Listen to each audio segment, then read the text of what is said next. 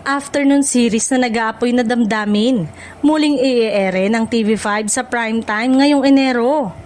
Muling mapapanood sa TV5 ang kapamilya afternoon drama na nag-aapoy na damdamin ngayong Enero, matapos itong isama ng Kapatid Network sa kanilang primetime block. Ito ay sa kabila ng naging gusot sa kasunduan ng TV5 at ABS-CBN noong Disyembre na naging usap-usapan sa industriya ng telebisyon.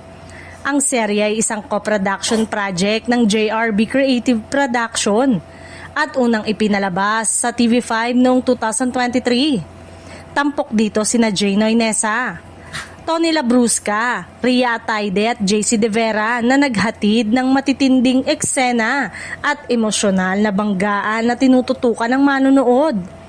Bagamat isang afternoon series noong una, muling binibigyang buhay ang nag-aapoy na damdamin sa primetime upang punan ang pansamantalang programming ng network habang inaayos at pinaghahanda ng kanilang mga sariling palabas at bagong serye.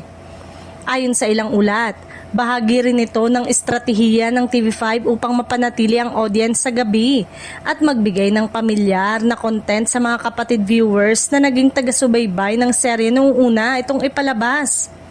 Sa muling pag-ere na nag-aapoy na damdamin sa Kapatid Network, inaasahang muling sisigla ang primetime lineup ng TV5 ngayong January at magbibigay ng dagdag abang sa mga manonood habang hinihintay ang paglulunsad ng mas marami pa umanong bagong programa ng nasabing network.